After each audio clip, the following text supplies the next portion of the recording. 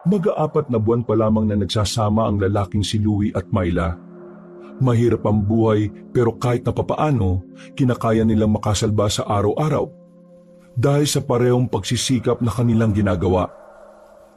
Parehong nagtitinda ng karne ang mag-asawa sa tapat ng kanilang bahay.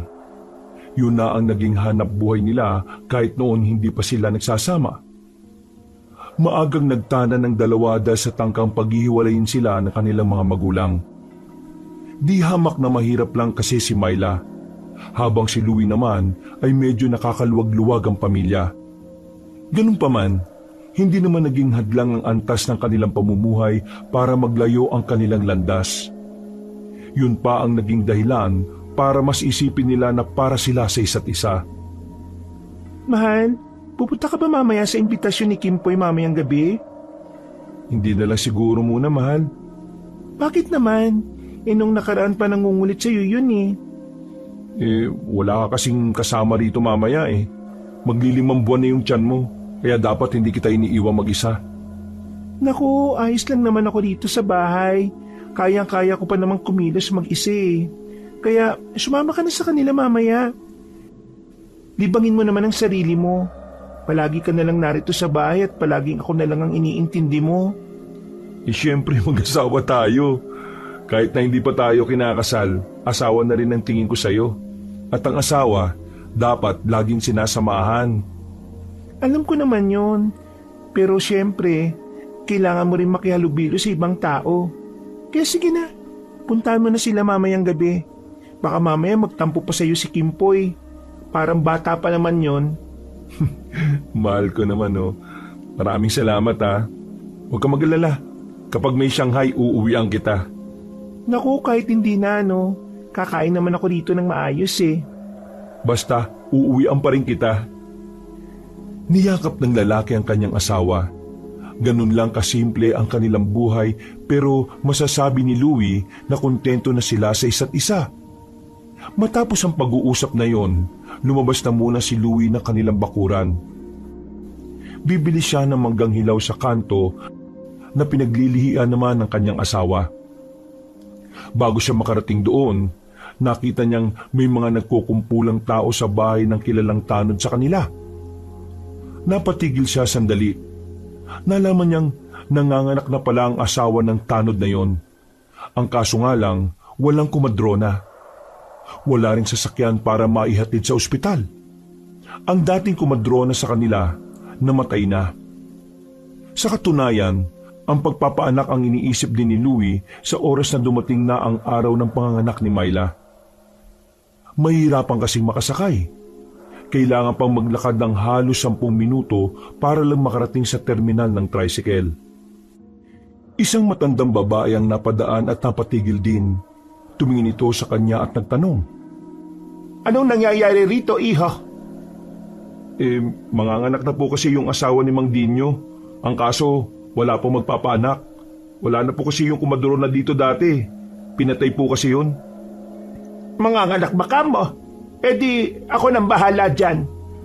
Bakit po? Kumadro na po ba kayo? Hindi na sumagot ang matanda at nakiraan na rin ito sa mga tao. Lumapit ito roon at naglabas ng mga gamit niya. Nagtataka man ang pamilyang yon pero pinatos na rin nila ang tulong na matandang babae kahit na hindi naman nila ito kilala.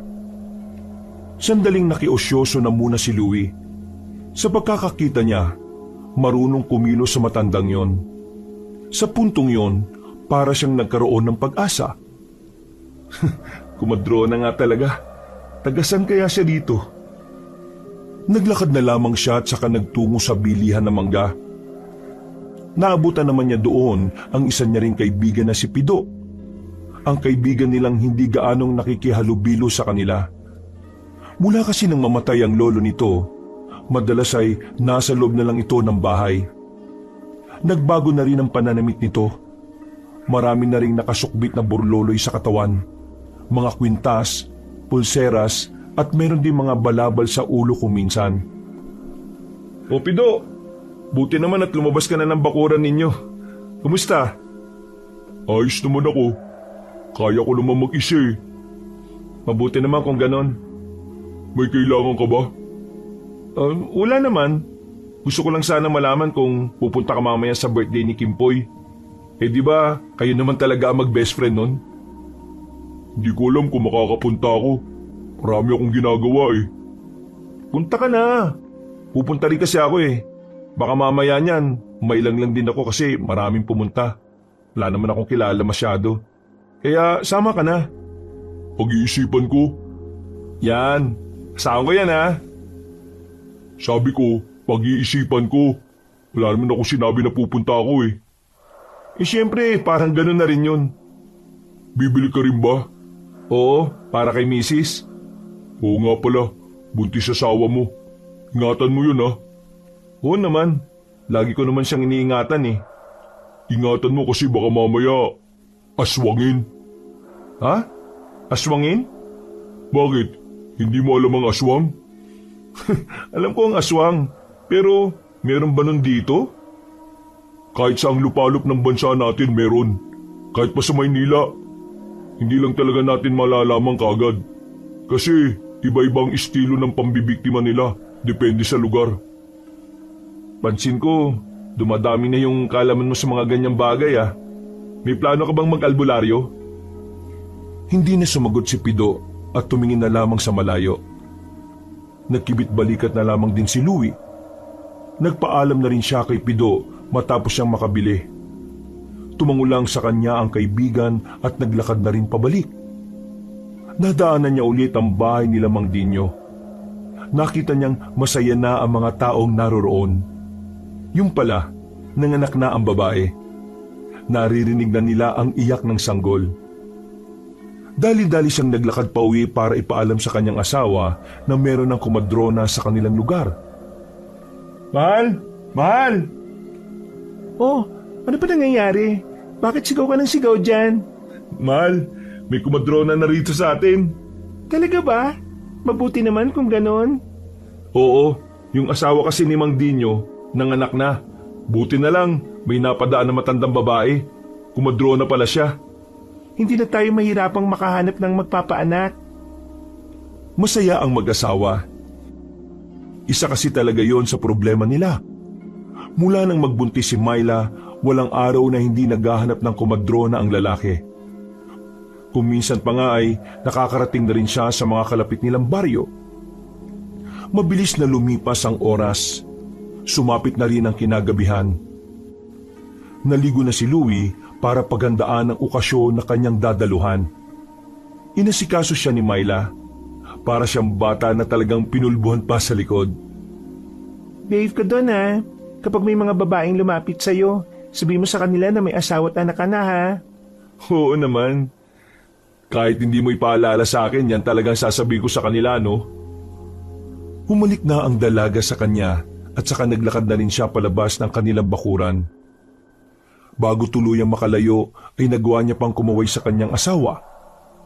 Mabilis na naglakad ang lalaking si Louie. Malayo pa lang, natanaw na niya si Pido na nakatayo sa harapan ng bahay nila Kimpoy. Wala rin siyang naririnig na ingay mula roon. Nang makalapit na si Louie, nagtataka siya kung bakit walang tao sa loob ng bakuran. Ang mga naroon lang ay ang mga mahabang lamesa na may mga pagkain at ilang alak. Pagbukas ng pinto, nakita nila si Kimpoy. Masaya itong lumapit sa kanila. O pre, nasaan ang mga bisita mo? Wala nga eh. Hindi nagdatingan. Sabay-sabay biglang naging busy. Pero, hayaan mo na. Masaya na ako na nandito kayong dalawa. Kayo lang naman kasi talaga ang solid na barkada ko eh. Pambira yung mga yun, oh. Sana hindi sila nag-oo kung di rin naman pala sila makakarating, di ba? Huwag kang iiyak, pre. Hindi naman ako iiyak eh, baliw. Tara na at makapagsimula na tayong mag-inom. Pumasok na sila sa loob ng bakuran. Agad nilang nilantaka ng mga pagkain na nakahanda sa lamesa. Hindi pa nga sila natatapos, ipinagtabi na ni Louie ng Shanghai ang kanyang asawa. Sinimulan na rin nilang mag-inom. Malakas uminom si Louie kaya kahit nakakailang bote na sila, kakaunti pa lang ang tama sa kanya.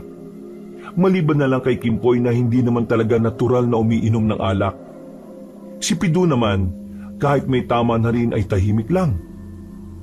Alam nyo mga pre, si Aling Tonya kahapon, ang sabi, ang gwapo ko raw. Akala niya siguro type ko siya. Masyado ka nang assuming. Baka naman kasi sinondiments ka lang. Anong sinondiments? Baka compliments. Hindi pre, marunong talaga si Aling Tonya tumingin ng gwapo. Ako rin kasi sinabihan nun eh. Ikaw Pido, paano niya ako sasabihan eh, lagi ako nasa bahay.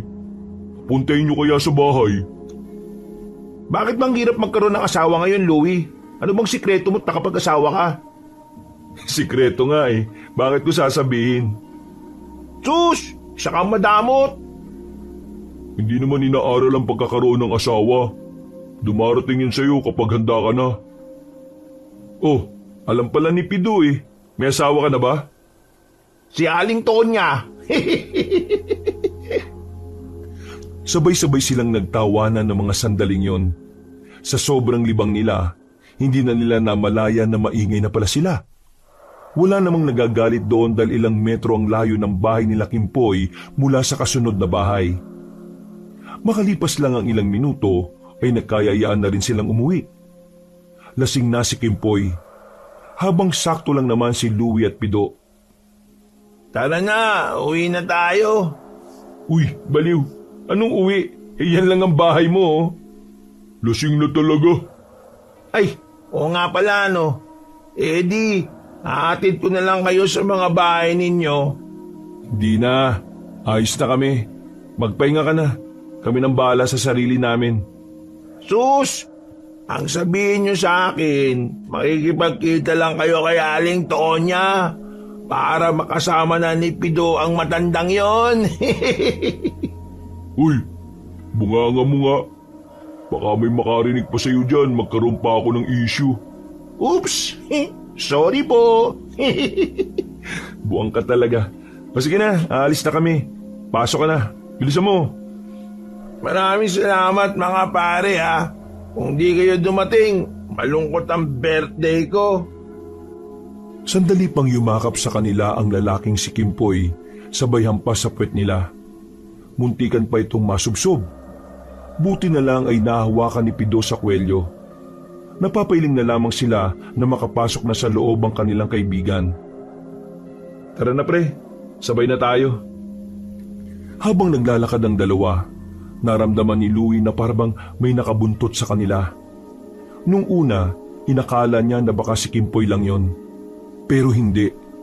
Kasi nang lumingon sila, narinig nilang nakapagtago na yon. Bakit pre? Ha? Oh, wala naman. Akala ko kasi sinusundan tayo ni Kimpoy eh. May sumusunod ba sa atin? Ewan ko nga eh. Parang, siguro. Teka lang. Kumuha ng malaking bato si Pido sa gilid. Maraan silang naglakad at nang makarating na sila sa halamanan, nakita nilang lumabas mula roon ang pusang kulay itim. Nakahinga sila na maluwag. Buong akala kasi nila ay may masamang loob ng sumusunod sa kanila. Pusa lang naman pala eh. Hindi na nagsalita ang binatang si Pido. Para bang meron itong ibang naisip. Pinagpatuloy na lamang nila ang kanilang paglalakad hanggang sa makarating na nga si Louie sa kanilang bahay. Nagpaalam na rin sa kanya si Pido. Pagpasok niya sa bahay, inabutan niyang gising pa si Myla. Nagtatahi ito kahit alas 11 na ng gabi. Oh, akala ko ba nag-inom kayo? Kumain lang kayo? Nag-inom kami. Hindi lang talaga ako nalasing. Di bali, may daladala nga pala akong Shanghai, mahal. Pinadala rin ito ni Kimpoy. Para daw sa buntis. Naku, maraming salamat. Di bali, kapag nagpunta siya rito bukas, lulutuan na lang natin ng pagkain. Lutuan ko na lang ng kakanin. Oo, pero alam mo ba? Naawa nga ako ron kanina eh. Bakit? Yung iba niyang mga inimbita, hindi naman nagpunta. Kaming dalawa lang ni Pido ang naroon. Ang mahalaga naman, kayong dalawa eh. Yun nga rin ang sinabi ko sa kanya. Kaya yun, naging okay din naman siya. Ay, teka nga pala. Bakit ba gising ka pa rin hanggang ngayon? Tulog na ako kanina, kaso... Kaso ano? Kanina pa parang may nagbubukas ng bintana natin eh. Ha? Alam mo yung umuuga yung bintana? Buti na lang makapalang kahoy. Louie, tingin mo inaaswang ako? Agad na naalala ni Louie ang sinabi sa kanya ng kaibigang si Pido. Dito na niya napagtanto na pwedeng-pwede nga rin talagang aswangin ang kanyang asawa. Lalo na't malaki na rin naman ang tiyan nito. Naniniwala ka ba sa aswang, mahal? Ako kasi naniniwala ako. Maraming ganyan dun sa napuntahan kong probinsya ng tiyahin ko eh. Eh kung totoo ngang aswang yung naramdaman mo kanina, bukas na bukas din maglalagay ako ng bawang sa bahay natin. Pero iniisip ko rin, baka naman magnanakaw. Sabihin na lang natin kaya kay Kapitan Tony. Wag na. Alam mo namang manyakis ang taong yun eh. Noong pa may pagnanasa sa'yo yun eh. Kahit nga ngayon malaki na tiyan mo, trip ka pa rin niya eh. Kung pwede ko lang suntukin, ako. Oh, yan ka na naman.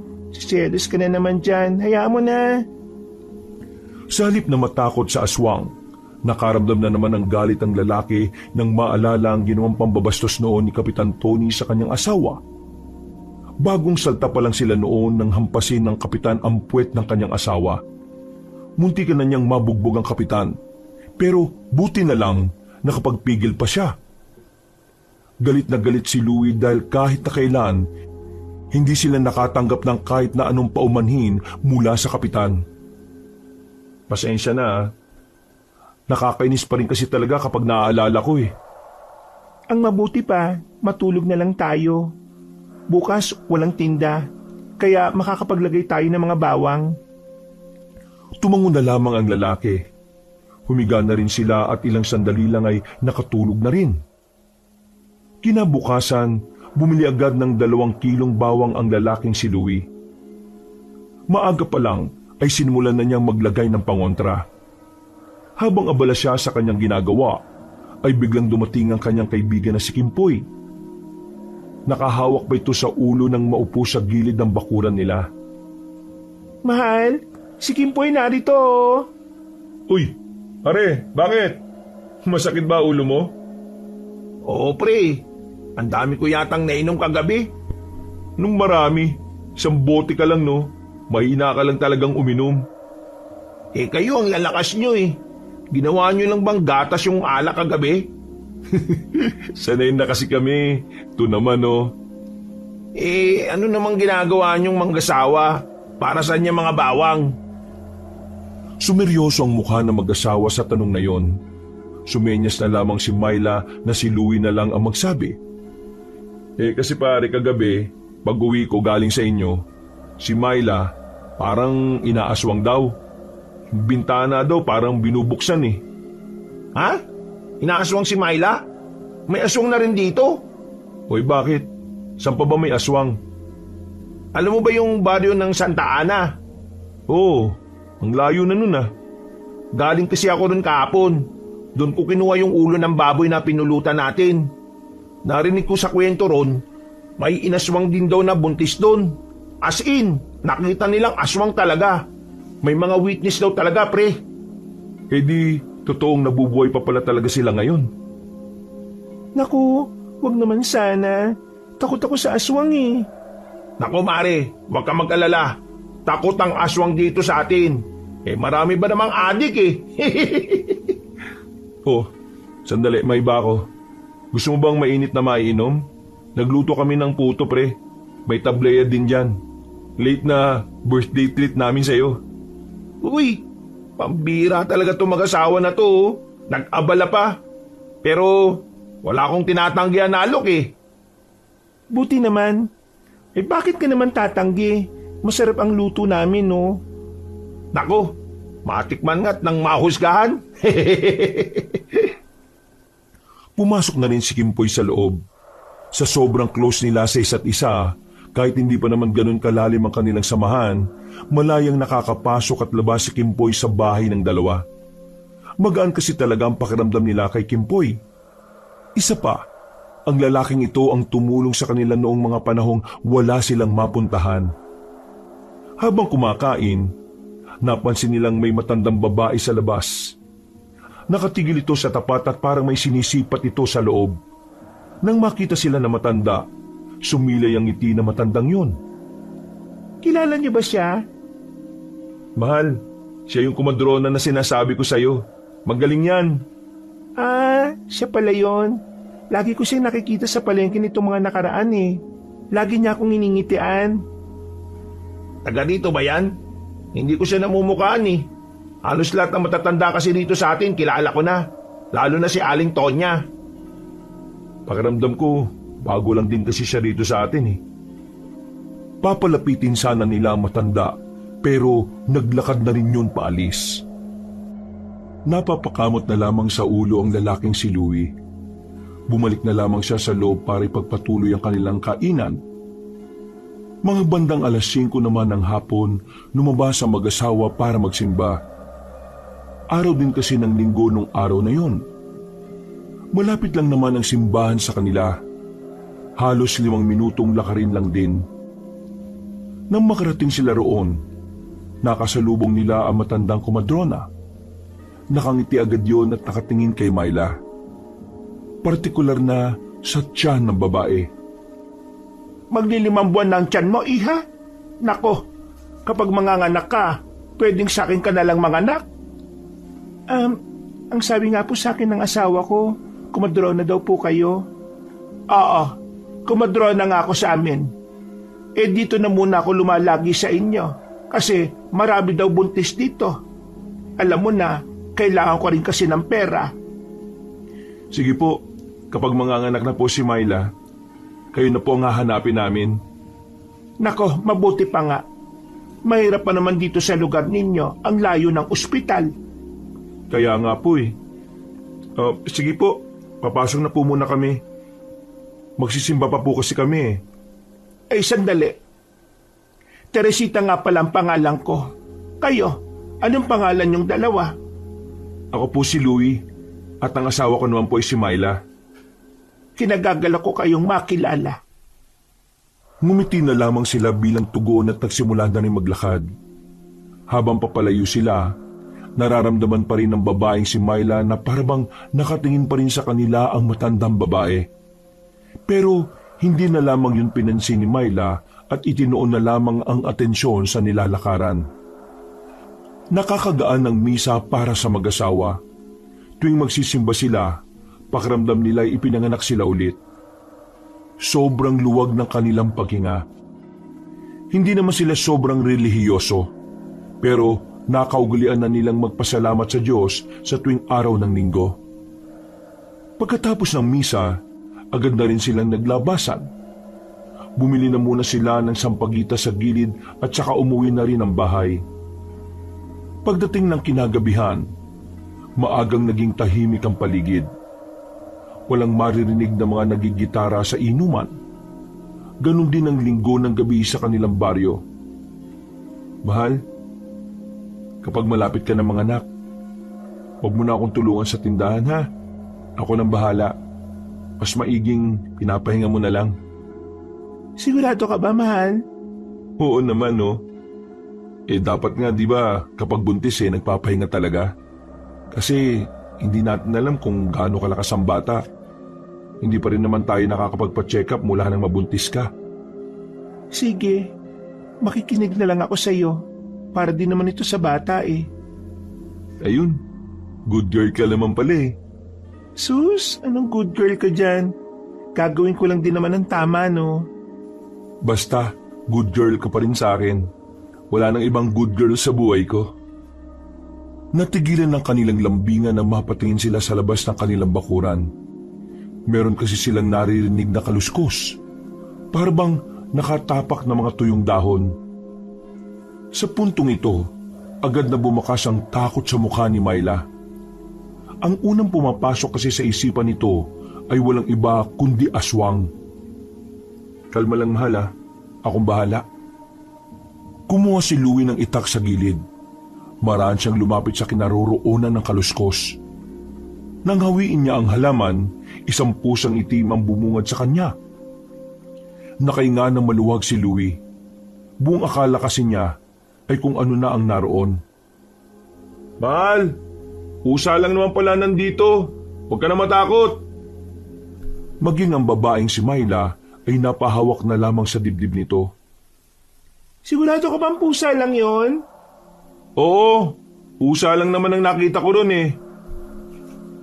Tumungutango ang babae pero sa kaloob-looban nito ay hindi pa rin ito mapakali. Pinilit na lamang ni Myla na alisin sa kanyang isip ang mga naglalaro sa kanyang utak. Makalipas ang 3 buwan, 1 buwan na lang ay manganganak na si Myla. Kaya naman hindi na rin ito nagpapagod. Si Louie na lamang ang nagbubukas at nagsasara ng kanilang tindahan.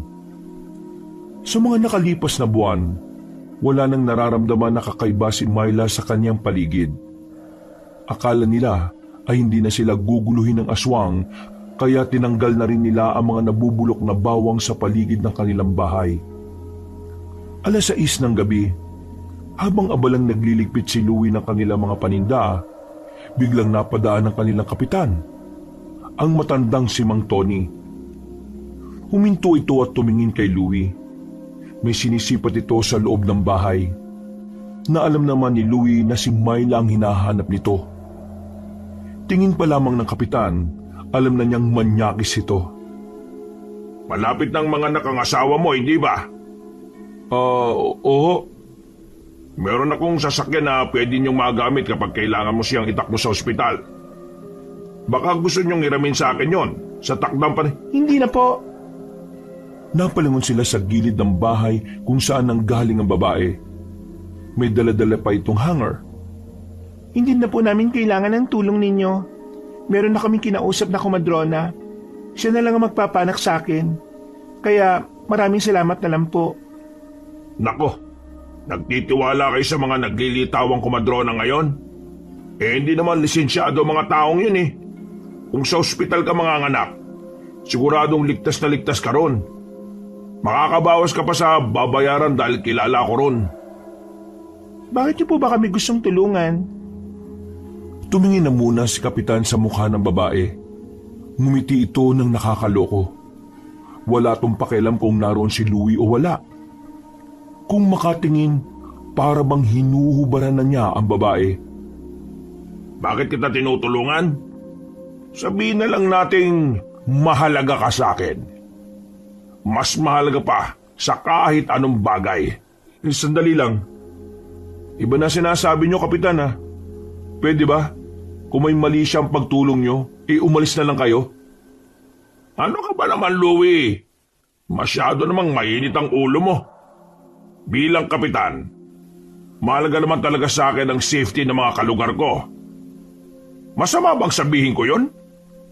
Hindi masama, pero kapag nanggagaling sa inyo, dun pa lang sumasama. Kaya nakikiusap ako. Lumabas na kayo bago pa ako makagawa ng kasalanan. Oo, magdahan-dahan ka sa pagpapalayas mo sa akin, iyo. Baka nakakalimutan mong ako ang kapitan sa baryong ito. Hindi ko naman nakakalimutan yung Kapitan Tony. Kaya nga nagpipigil pa ako sa inyo ngayon kasi alam kong kapitan ka namin. Kaya pwede ba umalis ka na? Tigilan mo ng asawa ko. Okay, sige. Madali naman akong kausap eh. Pero, Myla, sa oras na magbago ang isipan mo, huwag kang mahihiyang magpunta sa akin, ha? Nandun lang ako sa opisina ko. Punta ka, ha? Pero dapat mag-isa ka lang para tarantado ko rin pala talaga no? Hindi na napigilan ni Louie ang kanyang sarili. Tinulak niya ang kapitan. Buti na lamang ay nasuli ito ng 4 na tanod na kasama nito. Akmang lulusubin na ni Louie ang kapitan nang dumating naman si Kimpoy. Inawat nito si Louie. Uy, pre, awat na muna. Ano ba nangyayari? Ito kasing siraulong kapitan natin eh. Ang bastos ba naman kay Myla? Pagbabayaran mo tong ginawa mong pananakit sa akin. Tandaan mo yan, Louie. Hindi kita sinaktan, no? Tinulak lang kita. Pasalamat ka pa nga, ganyan lang ginawa ko sa iyo eh. Akala mo, nakakalimutan ko na ginawa mong panghihipo sa asawa ko noon? Hindi, no? Mahal, tama na, pakiusap. Lumabas na rin ng bakuran nila ang kapitan. Saka lamang kumalma si Louie nang makita niyang nakalayo na ang mga yon. Umupo siya sa gilid at tinabihan naman niya si Myla. Si Kimpoy naman, nakatayo lang sa harapan nila. Gagi ka pre, kapitan natin yun eh. Baka mamaya kung anong gawin sa'yo nun. Masyado ka naman nagpapadala sa emosyon mo eh. Hindi ko na kasi kayang manood lang sa ginagawa niya eh. Napakabastos niya kaya. Ganun talaga yun sa mga babae pre. Pero iba talaga ang pagkaumaling niya rito kay kumare eh no. Gusto niyo ba, report na natin sa pulis para maalis na sa pagiging kapitan yan? Wag na. Lalaki lang ang gulo. Isa pa, wala rin naman tayo magagawa eh. Kakampiyan lang din naman siya, gaya ng ginawa nila noon. Marami na rin naman daw nagreklamo pero wala rin namang nangyari. Sa susunod na bastusin ka ulit niya, lalo na sa harapan ko, hindi talaga ako magdadalawang isip na lumpuhin siya. Tapos ano, makukulong ka? Yung ba ang gusto mo? Pre, makinig ka sa asawa mo. Huminga na lamang ng malalim ang lalaking si Louie. Mga ilang sandali lang din ay nahimasmasan na rin siya. Iniba na lamang ni Kimpoy ang usapan. Ay pre, nabalitaan mo na nga ba? Ang alin? Kilala mo ba si Mario? Oo naman no, yung nagtitinda ng taho. Oo, siya nga. Hoy bakit? Anong meron sa kanya? Di ba buntis din ang asawa nun? Oo, akala ko ba nanganak na kahapon? Oo nga, nanganak na. Kaso alam nyo kung anong nangyari. Nawala yung anak nila. Ano?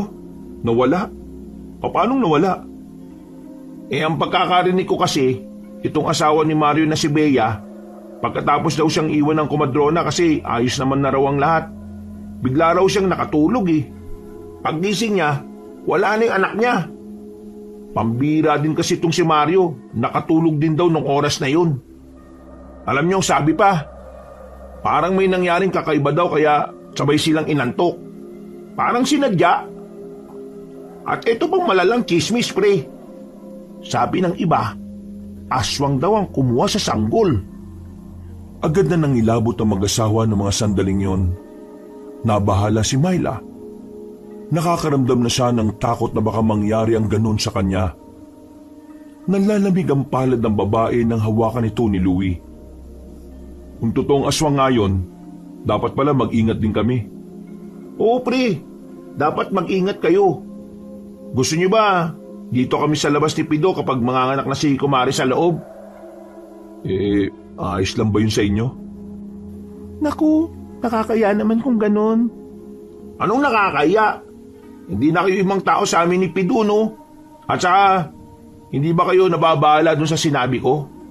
Nung malaman ko ngayon, ang una kong inisip kayong dalawa eh. Kaya, wag na kayong mahiya. Kami nang bahala sa inyo sa araw na yon. At pre, wag mo na pala munang iwan tong si Kumari. Kasi nitong mga nakakarang araw nagiging matunog na yung aswang dito sa atin eh. Wag naman sana pero baka mamaya si Kumari ang madaanan kapag wala ka. Oo, maraming salamat pre. Tumango na lamang si Kimpoy sa kanila. Tinapik naman siya ni Kimpoy sa balikat. Mabuti na lamang at meron siyang kaibigan na maaasahan na gaya ni Kimpoy at Pido. Makalipas pa ang ilang mga araw, napapadalas na ang pabalik-balik ni Aling Teresita sa kanilang bahay. Sa loob ng isang araw, 2 beses itong nagpupunta sa kanila para suriin ang bata sa loob ng tiyan niya. Hindi alam ni Louie kung normal ba ang ganoon sa mga komadrona.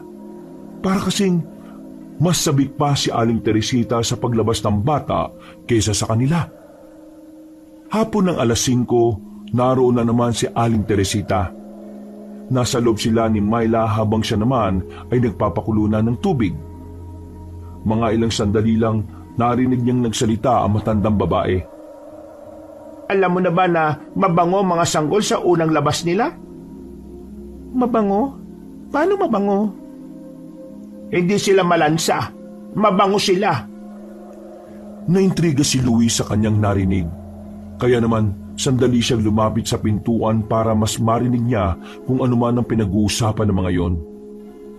Aling Teresita, nabalitaan niyo ba yung tungkol sa sanggol na tinangay daw nung nakaraan? Hanggang ngayon hindi pa rin ho nahahanap yung sanggol. Tingin niyo po, aswang po kaya talagang kumuha doon? Ako ang nagpanak sa babaeng yon. Yung Bea ang pangalan. Hindi ako naniniwala na aswang ang kumuha doon, iha.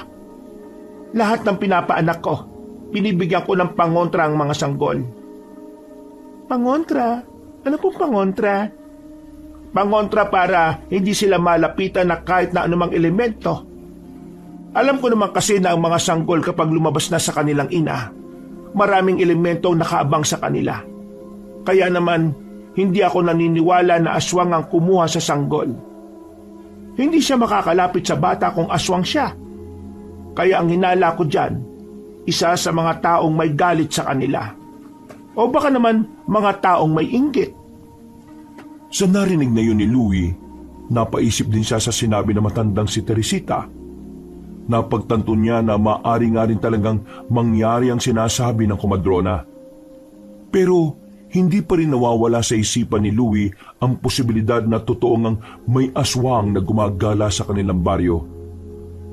Babalik na sana si Louie sa kanyang ginagawa, pero narinig na naman niya ang sinabi ni Aling Teresita. Ako ang bahala sa anak mo. Hindi ko siya hahayaan. Makakalabas siya sa iyo nang hindi ka nahihirapan. Walang mangyayaring masama sa inyong dalawa. Mabilis na lumipas sa mga araw. Dumating na nga ang araw ng panganganak ng babae. Nung mga sandaling yun, kabado na si Louie. Makailang ulit niyang ipinagdarasal na sana walang mangyaring masama sa kanya mag-ina. Kasama niya si Kimpoy at Pido sa bakuran. Naroon sila para bantayan ng babaeng si Myla habang nanganganak. Meron na rin silang hawak-hawak na itak sakaling bigla na lamang dumating ang aswang. Dapat pala, naglagay tayo ng maraming bawang para hindi makalapit ang mga aswang, no? Hindi naman totoong tumatalab ang bawang sa kanila. Nahahapdian lang sila. Pero kinakaya nila yun. Yung nanakawan ng anak nung nakaraan, may mga bawang din ang bahay nila eh. Pero nakapasok pa rin ang aswang. Ang kailangan natin ngayon, huwag tayo makatulog. Tingin ko, may ginagawang kakaibang orasyon ng aswang na yun eh, para makatulog ang mga gising na malapit sa buntis. Maraming salamat sa kaalaman, pre, ha? Hindi mapakali si Louie. Tayo siya ng tayo. Lakad siya ng lakad. Pinagpapawisan din dahil sa kaba na kanyang nararamdaman. Noong mga oras na yon, hindi niya mapaliwanag ang kanyang emosyon. Kinakabahan siya. Masaya, pero nangangamba rin. Yung pangamba niya ay parang may ibang pinaghuhugutan. Litong-lito na si Louie. Pinapakalma na lamang siya ng kanyang dalawang kaibigan. Mga ilang sandali pa, narinig na nila ang iyak ng sanggol. Napaupulit si Louie at tuminga ng malalim. Narinig niya rin si Myla na napapaiyak na lamang dahil sa tuwa. Papasok na sana si Louie sa loob nang bigla siyang makaramdam ng pagkaantok. Pagtingin ni Louie sa dalawa niyang kaibigan, mapungay na rin ang mga mata nila. Pero nakaisip ng paraan si Pido. Dinukot nitong malit na kutsilyo sa tagiliran. Sinugatan ng binata ang kanyang palad. Dahil doon, hindi na ito tinablan pa ng antok. Pasensya na mga pre ha, pero kailangan nyo rin to. Sinugatan din sila ni Pido, kaya naman nabuhay ulit ang kanilang diwa. Nagmamadaling pumasok si Louie sa loob. Nanlalaki naman ang mga mata ni Aling Teresita nang makita siyang gising na gising. Napatingin din yon sa kanyang palad. Ang tanging nakatulog lang noong mga oras na yon ay ang babaeng si Myla. Aling Teresita, anong nangyari sa kanya? Nawala ng malay eh. Normal lang yan. Matinding pagod ang naramdaman niya. Pero anong nangyari sa palad mo? Sinugatan po namin para hindi kami makatulog. May orasyon daw po kasing ginagawa ang mga aswang para makatulog ang mga nagbabantay sa buntis. Pre, hanapin namin yung aswang dito sa paligid. Narito lang yon. Ginagawa niya ang orasyon. Para bang mas lalong nabalisa ang matandang babae nang marinig yon. Pero nagpatay mali siya na lamang din ito. Narito na ang mga gamot na dapat ninyong bilhin ha. Tapos, kapag nagising na siya, punasan mo siya ng maligamgam na tubig. O paano? Aalis na ako. Teka, saan po kayo pupunta? Hindi po muna kayo titigil dito? Sigurado po kayong ayos na siya? Ayos na ang asawa at ang anak mo. Kailangan ko pa kasing puntahan ang nasa kabilang baryo. Masakit na rin kasi ang tiyan ng babaeng yun eh. Sige, aalis na ako. Ni hindi man lang naghugas ng kamay ang matandang babae. Lumabas na rin ito ng bahay. Nagmamadali itong maglakad hanggang sa tuluyan na rin itong nakalis. Inasikaso na lamang ni Louie ang kanyang asawa. Malalim na ang gabi nang malinis na niya ang mga kalat. Nasa silid na rin ang mag-ina ng payagan ni Louie na makapasok ang kanyang dalawang kaibigan. Mabuti naman at ligtas na nailabas ang anak niyo, pre. Kumusta naman si Kumare? Sabi ni Aling Teresita, ayos lang naman daw siya. Kamukha mo pre anak mo, may junior ka na. Ano nga pala pangalan niyan? Hindi ko alam kay Myla eh. Siya naman ang nanay, siya ang magbibigay ng pangalan. Weirdo na kumadrona niyo, pre. Kadalasan kasi sa mga kumadrona, pagkatapos mga anak ng pasyente, hindi muna naalis yun. I-check niya pa kasi yung nanay kung nasa maayos lang talagang lagay. Pero yung kanina, umalis ka agad. Meron pa raw kasi siyang pupuntahan na buntis din na masakit na rin ng tiyan. Pero, weirdo pa rin siya. Iba ang pakiramdam ko sa kanya eh. Yung mga gamot na dapat mong bilhin, itanong mo muna sa ospital kung tama lang ba yan ha. Pre, ako na ang bahala magtanong. Huwag mong iwan ang asawa at anak mo. Total, may lakad din naman ako bukas eh. Isasabay ko na rin. Ako naman, dito lang ako bukas uli pre. Ayos lang sa akin kahit sa labas lang ako. Magbabantay ako. Gusto ko talagang makita yung lintik na aswang na yun eh. Maraming salamat mga pre ha. Kinaumagahan, nagkaroon na rin ng malay ang babaeng si Myla. Masakit ang buong katawan nito kaya hindi agad ito makakilos na maayos. Napangiti na lamang ang babae nang makita ang sanggol sa gilid niya. Mukhang malusog ang sanggol at masigla. Hindi na naman maiwasan ng babae na mapaluha dahil sa wakas nailabas na rin niya ang kanilang anak. Mahal, kumusta ang pakiramdam mo? Ayos lang naman. Masakit ang katawan ko pero kapag nakikita ko ang anak natin, parang mabilis akong nakaka-recover. Kamukhang-kamukha mo siya, oh. Malamang guwapo rin siya. Pero anong gusto mo ipangalan natin sa kanya? Gusto ko siyang pangalanan na Ramon. Ha? Bakit naman Ramon? Naalala mo pa ba na sa Ramon Magsaysay Plaza tayo nagkakilala? Kaya Ramon, para habang nakikita natin siya, araw-araw nating maalala kung paano tayo nagsimula. Sobrang makahulugan naman ng pangalan ng anak natin. Pero gustong gusto ko yan. Ramon. Tunog bara ako eh. Louie, mahal, siya nga pala. Nasaan na si Aling Teresita? Kagabi nung nawalan ka ng malay, umalis na siya kagad at iniwan kanya sa akin. Ang sabi niya, may isa pa kasing buntis na kailangan niyang asikasuhin kasi sumasakit na rin ang tiyan eh. Napansin ni Louie na parabang nag-iba ang reaksyon ng mukha ng kanyang asawa. Kaya naman, hindi na niya naiwasang hindi magtanong. Bakit mahal? May problema ba? Kagabi, habang nanganganak ako, hindi ko alam kung namalikmata lang ba ako o hindi. Pero nung tumingin ako kay Aling Teresita noon, nanlilisik yung mga mata niya. Paanong nanlilisik? Parang galit? Oo, parang may gusto siyang gawin sa baby natin. Pero saglit ko lang nakita yung ganun niyang reaksyon kaya hindi ko rin sigurado kung tama ba yung nakita ko. Saka mo na muna isipin yan. Ang mahalaga ngayon, magpahinga ka. Ako na munang bahala sa inyo ni Baby Ramon. Naging aligaga ang lalaking si Louie. Noong mga sandaling yon, siya na muna ang lahat ng kumilos sa bahay. Halos hindi na rin niya maasikaso ang sarili niya. Ang iniisip niya lang ay ang kanyang mag-ina. Dakong 4:00 ng hapon, dumating si Kimpoy. Saktong nasa bakuran lang si Louie at Pido habang nagkukwentuhan sa harapan ng sinasalang na kamote. Pagtingin agad nila sa mukha ni Kimpoy ay parang hindi na maganda ang sasabihin nito. Balita pre. Mga pre, itong mga gamot na nakasulat sa papel. Hindi naman daw to gamot para sa babaeng katatapos lang mga anak eh. Para saan pala yung mga nakasulat dyan? Iba't ibang gamot daw to. May para sa ubo, may para sa pampatulog, may para sa rayuma, may para sa pampalaglag ng bata.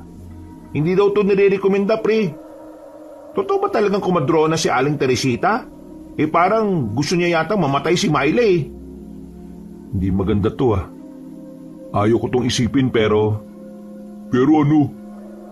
Pakiramdam ko talaga. Si Aling Teresita ang aswang eh. Maging si Louie rin ay nagtindigan ng balahibo sa sinabi niya. Sa katunayan, nung gabi pa lang na umalis si Aling Teresita, naginala na siya sa matandang yun. Hindi niya lang masyadong inintindi dahil gusto niyang unahin ang kanyang mag-ina. Naisip niya rin na kung bakit si Aling Teresita lang yata ang mukhang hindi inantok ng oras na yon. Gusto niya rin malaman ang iniisip ko. Ang totoo niyan, yan din ang hinala ko eh. Hindi ko lang agad sinabi kasi ayaw ko matakot si Myla. Ibig sabihin, si Aling Teresita rin yung kumukuha ng sanggol? Kasi lahat ng tinulungan niyang mga anak, nagkaroon ng problema eh. Pero yung pinakamalala lang talaga, yung nawala yung sanggol. Anong gagawin natin ngayon? Kung sakaling aswang nga yung kumadronang yon? Hindi ko rin alam. Basta ang alam ko lang, poprotektahan ko si Myla at higit sa lahat, ang anak namin. Akong bahala. Bakit? Alam mo ba kung paano lalabanan ng matandang yun kapag umatake yun? Sa pagkakaalam ko mababangis sa mga aswang eh. Nakakalimutan niyo na bang dating albularyo ang lolo ko? Bago siya mamatay, nangako ko sa kanya na susundan ko ang mga yapak niya. At ngayon, palihim kong pinag-aaralan ng lahat ng nalalaman ni lolo. Hindi pa ako magaling, pero ang mahalaga, meron akong alam. Mga pre, kailangan nyo rin matutong humawak ng katana. Yun ang magsisilbing panlaban natin kay Aling Teresita. Okay, sige. Sabihin na nating may alam ka. Pero ito lang naman ang gumugulo sa isipan ko eh. Mahihirapan ba talaga tayo sa matandang yun matanda na nga yun? Kimpoy, ang aswang ay hindi tao. Ibig sabihin, iba ang lakas sila kapag nakaanyong tao sila kumpara sa nakaanyong aswang sila. Tama si Pido. Yan din ang nabasa ko nung nakaraan sa comics na nabili ko. Bali, ganito ang gagawin natin mga pre.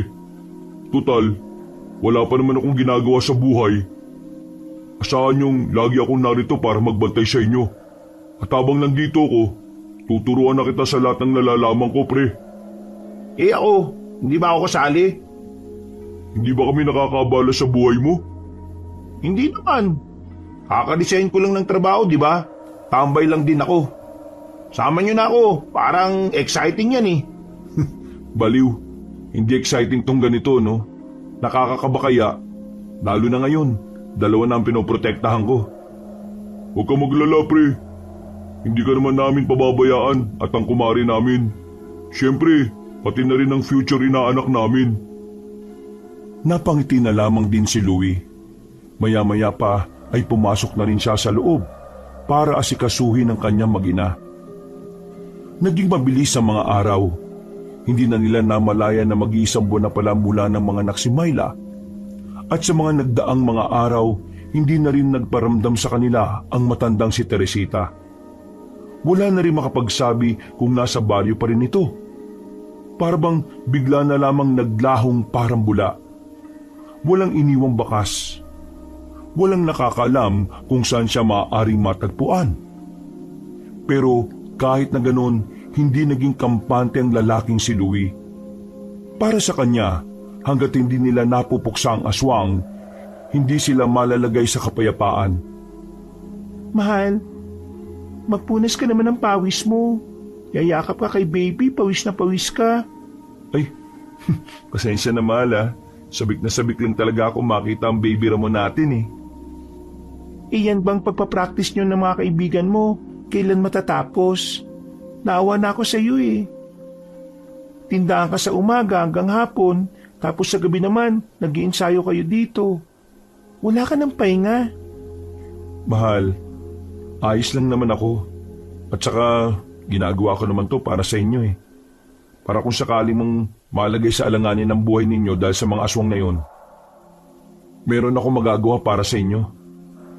Mahal, sigurado ka ba talagang dyan sa aswang na yan? Baka mapahamak naman kayo dyan eh. Mahal, kahit hindi nagpaparamdam ang mga aswang dito sa atin, may mga nababalitaan kami na sa ibang baryo muna sila nang gugulo. Kaya mas mainam ng handa tayo. Si Aling Teresita, hindi pa rin ako makapaniwala na aswang siya. Mukha kasi siyang mabait eh. Magagaling daw talaga kasing manlinlang ang mga aswang. Mabuti na lang nung nanganak ka, hindi kami nakatulog. Kasi kung nagkataon, baka wala na rin si baby. Bumuntong hininga na lamang ang babaeng si Myla. Niyakap na lamang din ito ni Louie. Dumaan ang isa pang buwan. 6 na buwan hanggang sa mag-1 taon. Pero tuluyan nang hindi nagpakita ang matandang si Teresita sa kanilang lugar. Dahil doon, inakala nilang wala nang mangyayaring kababalaghan. Nabinyagan na ang anak nilang si Ramon. Tapos na rin ang unang kaarawan. Gumaganda na rin ang takbo ng kanilang buhay dahil mas lumaki ang tindahan nila ng karne at isda. Nako, nagsisimula na maglagad tong inaanak namin ah. Pag 2 taon nitong ni Ramon, tumatambling na to. Nasa bakuran sila nung hapon na yon. Tuwang-tuwa sila habang pinagmamasdan ng batang si Ramon na nakatayo at nakakapit sa kamay ng ina. Baka mo sa susunod na linggo eh, tuwid na magsalita yan. Madali namang matuto ang isang bata kapag yung paligid niya eh healthy para sa kanya.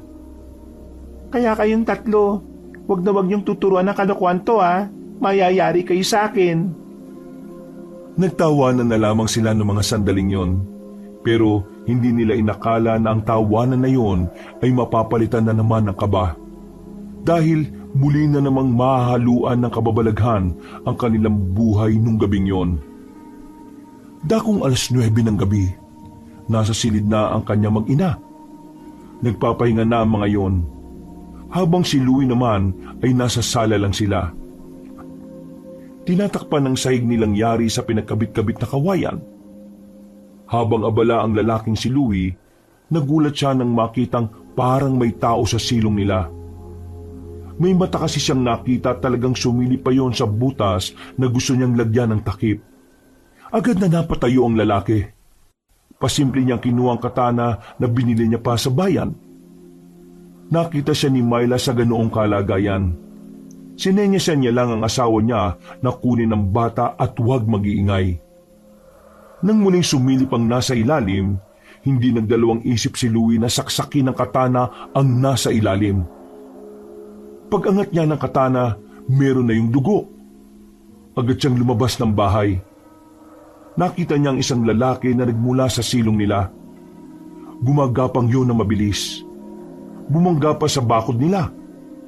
Hahabulin pa sana niya yon pero biglang lumundag ang lalaki at saka umakyat na rin sa puno. Lumundag-lundag hanggang sa hindi na niya nakita pa. Noong mga sandaling yon, punong-puno ng takot ang kalooban ni Myla para sa kanilang anak.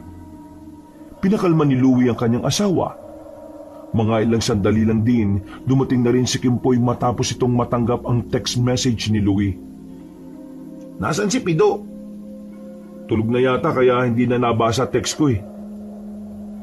Kumusta kayo dito pre? Nasaktan ba kayo? Yung bata? Ayos lang kami pre. Walang nasaktan sa amin. Sa katunayan, nasaktan ko pa yung aswang na nasa ilalim ng bahay namin. Natusok ko siya sa mata pre. Pero nagtataka ako pre. Lalaki yun. Lalaki na si Aling Teresita? Sira. Ibig ko sabihin, hindi siya si Aling Teresita kasi lalaki nga yun. Teka. Ibig ba nitong sabihin, hindi aswang si Aling Teresita? Meron akong dalawang naiisip pre. Pwedeng nagkamali tayo sa bintang natin sa aswang siya. At normal lang siyang tao. Pero pwede rin namang aswang din siya at hindi lang siya nag-iisa. Diyos ko, kung meron pang ibang aswang, ibig sabihin, Ibig sabihin, mas delikado. Paano kung si Aling Teresita pala may mga kasamang aswang? Tapos, plano nilang kunin ang anak natin, mahal. Hindi ko hayaang mangyari yan. Gagawin ko ang lahat para hindi sila makalapit sa inyo. may napagtanungan ako, pre. Sabi na kakilala ni Papa, yung mga aswang daw, may kakaibang ugali na kapag may gusto silang kunin, talagang hindi sila papayag na hindi nila makukuha yun. Ibig sabihin, pre, kahit pag binata na yan si Ramon, hahabulin pa rin yan ni Aling Teresita. Kaya ang mas maganda nito, pre, gumawa na tayo ng hakbang kung paano tutugisin na matandang yun. Bumuntong hininga na lamang ang lalaking si Louie. Nang nasa loob na sila ng bahay, dumating naman si Pido. Natataranta sila nang makitang dumudugo ang braso nito. Pero parang normal lang ang kilos ni Pido na tila ba walang nangyari. Diyos ko naman, Pido, ano bang nangyari sa'yo? Pre, may nasundan akong aswang sa gubat. Nakalabang ko siya. Muntikan ko na siyang mapatay, pero nakatakbo eh. Lumalakat ka na mag-isa sa gubat? Pambihira ka naman. Pwede ka mamatay sa ginagawa mo eh. Nagro-ronda kasi ako kanina. Sinundan ko lang yung aswang na nakita ko hanggang sa makarating kami sa gubat. Lalaki ba yung aswang na yan? Hindi, babae. Parang kasing edad lang natin. Yun nga ang sasabihin ko sa inyo eh. May aswang din kanina rito, pre.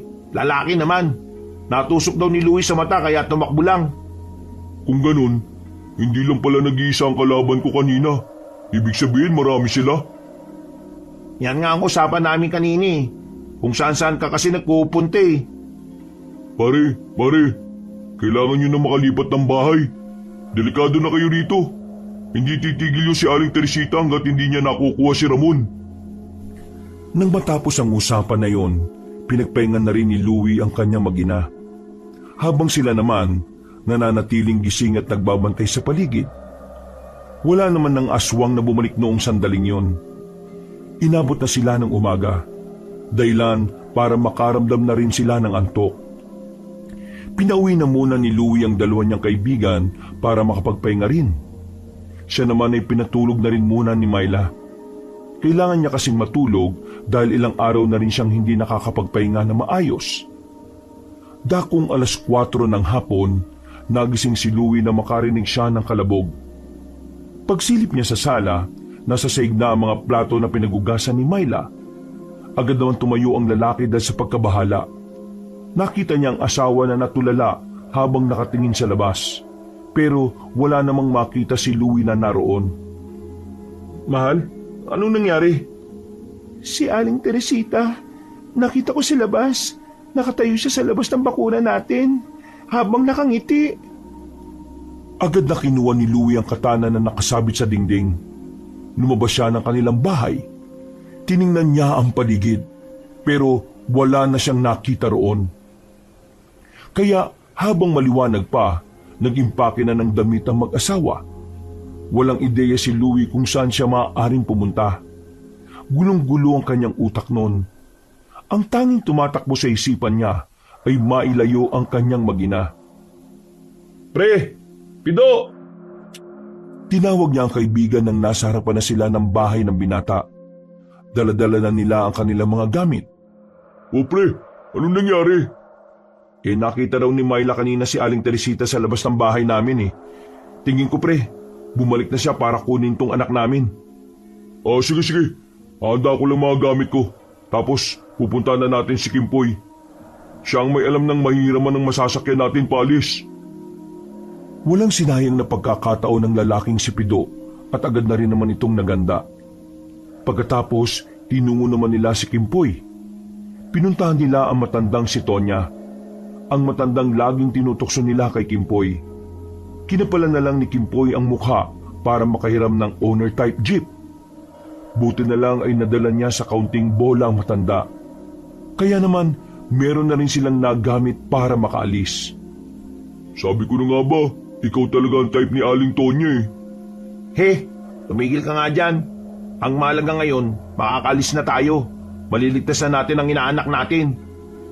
Mga pre, maraming salamat talaga ha.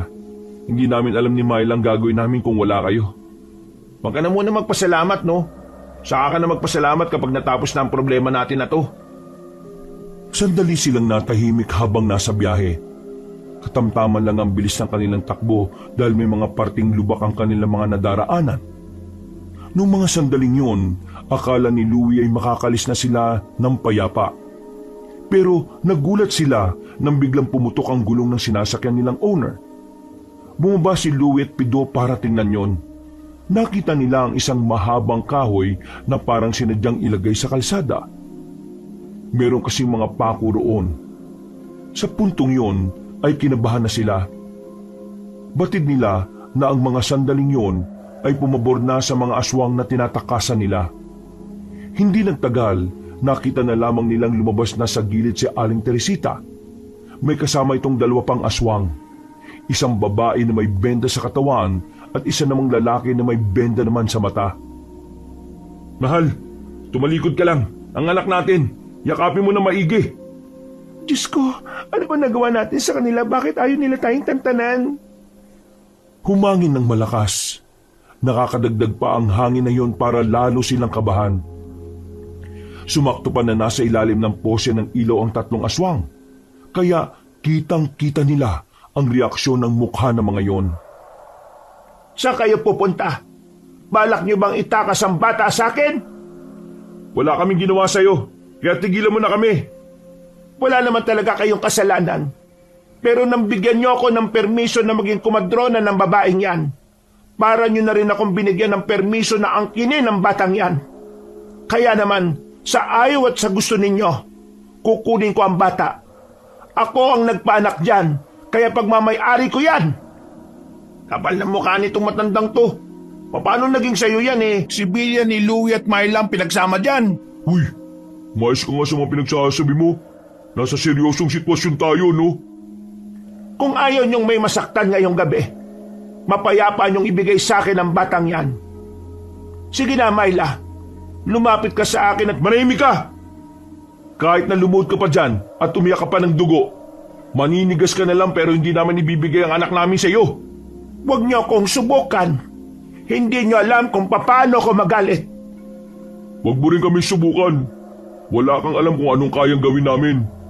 Masyado ka yatang kampante na magtatagumpay ka sa plano mo porque mga tao kami. Sige, total hindi ko naman kayo mapakiusapan na maayos. Ako na mismo ang gagawa ng paraan. Mga anak, umatake na tayo! Nang sumigaw na si Aling Teresita ng ganoon, naganda na rin ang tatlong lalaki. Naunang sumagbupa si Pido. May kung anong kinuha ang lalaki sa bulsa nito na sinaboy naman sa mukha ng dalawang anak ni Aling Teresita. Dahil sa ginawa ni Pido, nagkaroon ng pagkakataon si Louie at Kimpoy na makalapit. Pinagtatataga nila ng katana ang lalaki at babae. Tinadtad nila yon hanggat hindi yun nanlalambot. Dumistansya ang dalawang aswang nang mapansin nilang alanganin sila sa laban. Galit na galit naman ang matandang si Teresita dahil sa ginawa nila sa anak nito. Magbabayaran niyo ang ginawa niyo sa anak ko! Papatayin ko kayo!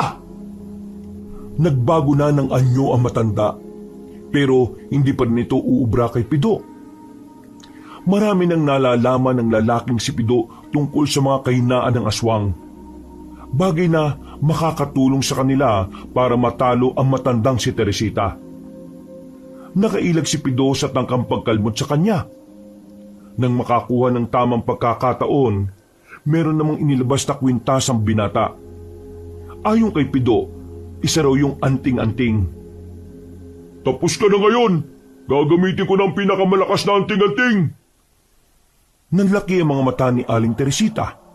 Kita nilang parang nabahala ito dahil sa di umano'y anting-anting ni Pido. Sa sobrang pagkawindang na matanda, hindi na ito nakailag pa sa ginawa ni Pido. Nasaksak na ng binata ang matandang yon. Ang dalawang anak naman ito ay dali-daling umalis sa halip na tulungan ng kanilang ina. Sinasabi ko naman kasi sa iyo huwag mong mamalitin ng mga tao. Anong klaseng anting-anting yan? Ito, hindi naman talaga to anting-anting Niloko lang kita. Ginamit ko lang ang kainaan ng mga aswang na madaling linlangin sa laban. Sa narinig ni Aling Teresita, lalo itong nagalit. Umangal ito ng malakas. Pero nang hugutin na ni Pido ang katana, tuluyan ang bumagsak ang matandang babae sa lupa. Nakadilat pa ito bago ito tuluyang lagutan ng hininga. Noong mga sandaling yon, kahit na aswang naman ang kanilang pinaslang, kinabahan pa rin sila. Kaya naman, bago pa man may makakitang ibang tao, nagmamadali na silang umalis. Binalikan lang nila ang owner kinaumagahan na, kung saan wala na ang bangkay ni Aling Teresita doon. Kinahapunan naman, natagpuan ng mga mangangaso sa gubat ang 2 bangkay din ng aswang, isang babae at isang lalaki. Yun ang mga anak ni Aling Teresita na hindi na rin kinayang makauwi dahil sa dami ng tama sa katawan. Dahil doon, nabawasan na rin ang pag-aalala nila Louie. Akala kasi nila ay mabubuhay pa ang mga yun at makakabalik para gantihan sila. Sa pagkamatay ng 3 aswang, napanatag na rin sa wakas ang kalooban ng mag-asawa. Ang pangyayaring yun ay kumalat sa buong baryo, kaya naman nawala na rin ang takot ng mga tao, lalong-lalo na ang mga buntis sa kanilang lugar. Lumipas pa ang 2 linggo, kitang-kita ang pagiging masigla ng kanilang baryo. Higit sa lahat, mas dumami na naman ang mga nagbuntis. Natatawa na nga lang sila dahil parang hinintay lang ng mga residente na mawala ang mga aswang bago sila mag-anak na maganap. Ang birang buhay to. Kinuha na naman akong ninong ng anak ni Topper. Hindi ko naman yung close eh. Ang sungit pa ng asawa. Anak na naman sila ng anak porque wala ng aswang. Mabisang birth control din sana yung aswang no? Wala naman tayong magagawa kundi talagang mahihilig sila eh. Basta, wag lang tayong kuning ninong, gaya dito kay Kimpoy. Akala yata nila marami akong pera eh. Kung sa bagay, ang mga magulang ngayon, kukunin ka lang na ninong kapag alam nilang kaya mong magbigay ng regalo sa Pasko. Buti na nga lang, hindi ako ganun pre. Ano ba kayo? Kahit di na kayo magbigay ng pamasko, itong ginawa nyo na pagtulong sa amin, sapat na yun. Tumayo kayong pangalawang magulang ng anak namin. Yun ang pinakamahalaga. Oo, magmerienda na muna kayo. Tablay at puto lang ito ha. Maraming salamat, mahal. Ikaw din, magmerienda ka na. Payapa ang sandaling yun para sa kanila dahil wala na silang gaanong iniisip na may ugnayan sa mga aswang. Nakakalabas na rin si Myla ng bahay na mag-isa. Hindi na ito kailangang samahan pa para lang makabili sa palengke. Dakong 6:00 na ng gabi, naiwan si Louie sa bahay. Siya lang ang kasama ng kanyang anak. Wala si Louie at Pido dahil umuwi na muna ang mga yon. Habang nilalaro niya ang anak niya, bigla na lamang umiyak ang kanyang anak. Nung una, akala niya'y natusok lang yon ng kung ano. Agad niyang binuhat ang bata at sinuri ang katawan nito. Wala naman siyang nakitang kahit na ano. Pero hindi niya pa rin mapatahan ang bata. Kahit anong duyan ng kanyang gawin, wala pa rin nangyayari. Iyak pa rin ang iyak. Maya-maya pa, naramdaman na lamang niya na parang uminit ang katawan ng bata. Kinuha niya ang thermometer. Nabahala siya nang malaman na mataas ang lagnat ng kanyang anak. Laking pagtataka niya noon dahil sa isip niya, parang biglaan naman ang pagkakaroon ng sakit ng bata. Bago kasi lumabas si Myla, normal ang init ng katawan nito. Masigla rin. Tumatawa pa nga kapag nakikipaglaro siya. Diyos ko anak, bakit ka ba nilalagnat? Kinarga niya ang bata at lumabas sila ng bahay. Pupuntahan niya sana sa palengke si Myla pero hindi pa siya nakakalayo. Meron siyang nasaging matandang lalaki sa daan. Agad din naman siyang humingi ng paumanhin. Ngumiti lang din sa kanya ang matandang lalaki. Hindi na niya yun inintindi pa. Sakto naman na nakita niya si Myla na pabalik na. Bakit? Anong nangyari kay Ramon? Hindi ko nga alam mahal eh. Bigla na lang siyang nilagnat. Okay naman siya nung bago ka lumabas eh. Diyos ko, sino bang may tricycle dito? Kailangan natin siyang dalhin sa ospital. Pupuntahan na sana nila si Kimpoy para makahiram sila ulit ng masasakyan. Pero nakasalubong na naman nina Louie ang matandang lalaki na nakabanggaan niya. Kailangan nyo ba ng masasakyan? Emergency yata yan Sumama na kayo sa akin. Halika, Meron ako sasakyan dito, bilisan niya. Kahit na hindi nila kilala matanda, naging desperado na rin sila. Wala na silang oras para mag-usisa pa kung sino yon. Ang mahalaga na lamang sa kanila ay madala agad sa ospital ang bata. Tricycle ang sinakyan nila. Minaneo agad na matandang lalaki ang tricycle. Mabilis ang pagpapatakbo nito hanggang sa makalipas ang halos kalahating oras, nakarating na rin sila sa ospital. Agad nilang ipinasok ang bata sa loob. Inasikaso naman yun agad ng mga nurse. Naiwan sa labas ang mag-asawa at ang matanda. Mangiyak-ngiyak ang babaeng si Myla. O sa labas na lang muna ako ha. Kapag kailangan niyo nang umuwi, sabihan niyo lang ako at ako na mag-ahatid sa inyo pabalik. Maraming salamat po. Siya nga pala, ano palang pangalan niyo? Eloy na lang. Mang Eloy ang itawag niyo sa akin. Maraming salamat po ulit, Mang Eloy. Ngumiti ang matanda at naglakad na rin palabas ng ospital. Niyakap na lamang niya si Myla para kahit na papaano gumaan naman ang pakiramdam nito.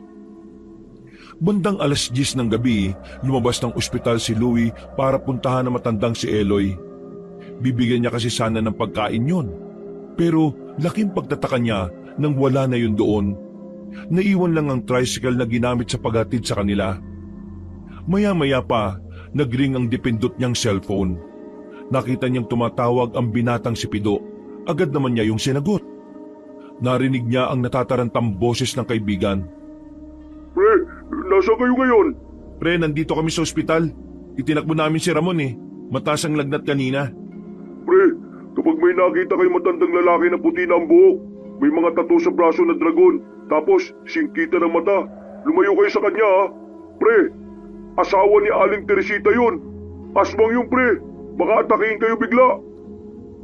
Nang marinig ni Louie ang sinabing yun ni Pido, nagtindigan ang kanyang mga balahibo. Unang pumasok sa isipan niya ay ang matandang nagatid sa kanila. Dahil lahat ng sinabi ni Pido na paglalarawan, tumutugma sa matandang si Eloy. Natatarantang tumakbo ang lalaking si Louie pabalik ng ospital. Naabutan niya si Myla na nakaupo pa rin sa gilid ng pasilyo. Myla, kailangan nating samahan ng anak natin. Yung matanda kanina. Asawa ni Aling Teresita. Aswang yun. Nililinlang niya lang tayo.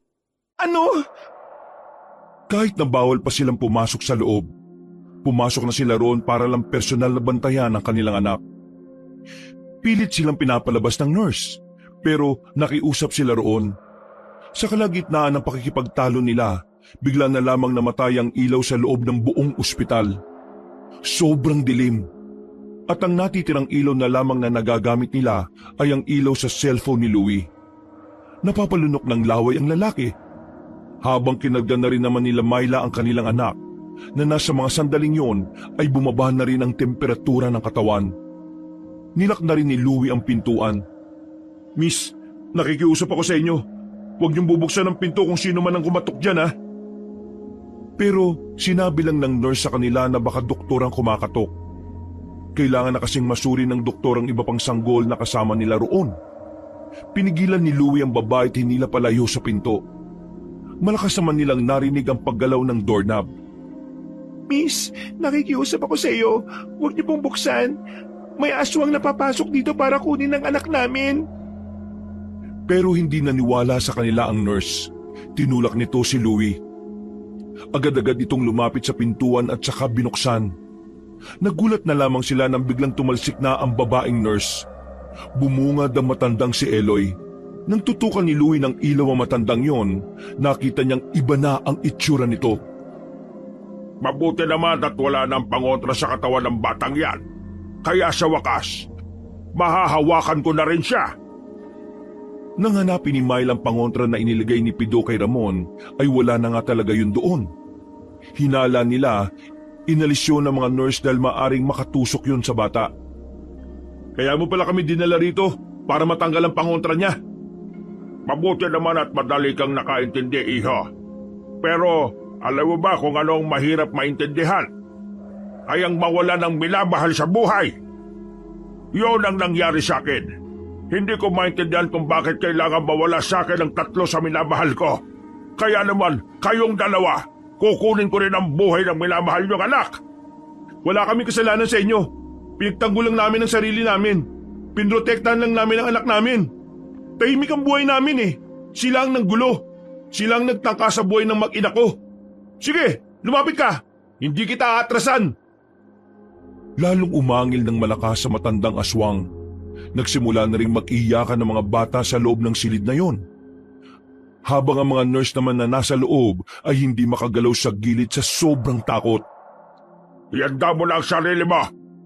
Mararamdaman mo rin ngayon kung paano mawala ng anak at asawa. Bago pa makalapit si Mang Eloy sa kanila, nilakasan na lamang ni Louie ang kanyang loob. Tumakbo siya palapit sa matandang aswang. Binangga niya yon kaya pareho silang natumba sa sahig. Agad din namang isinarado ng nurse ang pintuan. Hinawakan siya ni Mang Eloy sa damit at saka binalibag sa pader. Kahit di hamak na mas matanda yun sa kanya, ramdam na ramdam pa rin ni Louie ang kakaibang lakas ng aswang na yon. Sinubukan niyang suntukin si Mang Eloy, pero hinawakan lang nito ang kanyang kamao at pinisil ng malakas. Hindi pa nakontento ang matandang aswang. Dinakma pa ang mukha nito at idinikit siya sa pader. Parang dudurugin ang ulo niya sa oras na yon. Walang makalapit sa kahit na sino man sa kanila. Lahat ay nagkulong sa loob ng mga silid. Kaya naman walang kahit na sino ang maaring makatulong kay Louie. Pero ganun pa man, hindi sumagi sa isipan niya na sukuan ang laban na yon. Nakakuha siya ng tamang pagkakataon. Tinusok niya ang mata ni Mang Eloy dahilan para mabitiwan siya nito. Sinubukan niyang tumakbo para habulin siya nito. Nang sa ganon, mailayo niya ang kalaban niya sa kanyang mag-ina. Hinabol nga siya ni Mang Eloy hanggang sa hagdan. Pero pagdating nila roon, nahawakan lang siya ulit sa damit at kinaladkad siya pabalik. Humaba ang kuko ni Mang Eloy. Kinalmot siya nito pero buti na lang ay agad siyang nakailag. Pero pagtayo niya, nadakma na naman siya sa leeg. Minudmod ang mukha niya sa lapag at sinipa ng malakas. Namilipit sa sakit ang lalaking si Louie. Nang makita niyang pupuntahan na ni Mang Eloy ang kanyang mag-ina, hinawakan niya yun sa binti para pigilan. Ang kaso nga lang ay sinipa lang siya nito ulit. Bumalandra siya sa pader kaya mas lalo siyang hindi nakatayo. Nakalapit na si Mang Eloy sa tapat ng pintuan. Pinipilit na nitong buksan yon nang dumating naman ang binatang si Pido. Kasama nito si Kimpoy. May dalang pana si Pido at pinukulan nito ng palaso si Mang Eloy. Tinamaan yon sa bandang balikat. Nataranta ito nang maramdaman na may kakaibang hapdi ang bigla na lamang kumalat sa pinagbaunan ng palaso. Kaya naman nagmamadaling pinutol na matandang aswang ang palaso at saka gumapang palabas ng ospital. Pre, ayos ka lang? Mambira naman. Bakit hindi ka lumaban? Lumaban ako, kaso ang lakas niya.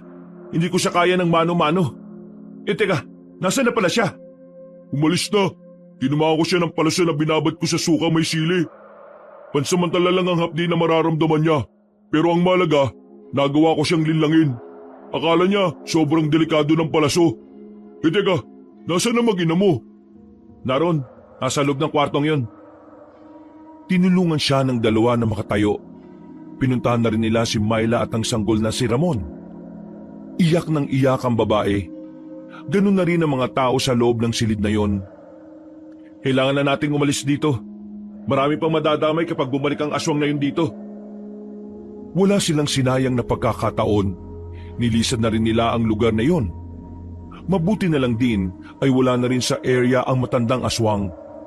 Wala silang ibang mapupuntahan kundi ang bahay na lamang ni Pito. Alanganing oras na nang makarating na sila roon. Nakarecover na ang katawan ni Louie mula sa bugbog na inabot niya. Pero ang kanilang anak na si Ramon, tumataas na naman ang lagnat. Kaya naman, agad na sinuri ni Pido ang bata. Meron na rin naman itong kaalaman sa pag-aalbularyo. Pero hindi pa rin gaano kabihasa. Kagagawa ng aswang kung bakit nilalagnat si Ramon. Yung ilang araw niyang pagmamanman sa bahay niyo, yung presensya niya ang dahilan kung bakit nilalagnat ang bata. Sinadya niya yun kasi alam niyang ganito ang mangyayari. Ano naman kaya ang gagawin natin? Hindi na rin naman tayo makakabalik sa ospital dahil baka bumalik naman siya ron. Meron akong alam na paraan para kontrahin ang sakit niya. Kaso, kailan ko lang naalaman ang paraan na yun. Hindi ako sigurado kung uubra ba. Alam niyo namang kailan lang ako natuto manggamot eh. Nagkatinginan na mag-asawa. Alam nila sa kanilang sarili na wala silang ibang paraan para mawala ang lagnat ng kanilang anak. Kaya kahit hindi nila sigurado kung magiging epektibo ba ang gagawin ni Pido, ipinagkatiwala nila ang kanilang anak sa lalaki. Pre, may tiwala kami sa'yo. Gawin mo kung anong sa tingin mo makakabuti. Sige, akong bahala. Dito lang ako sa labas ha. Magbabantay ako.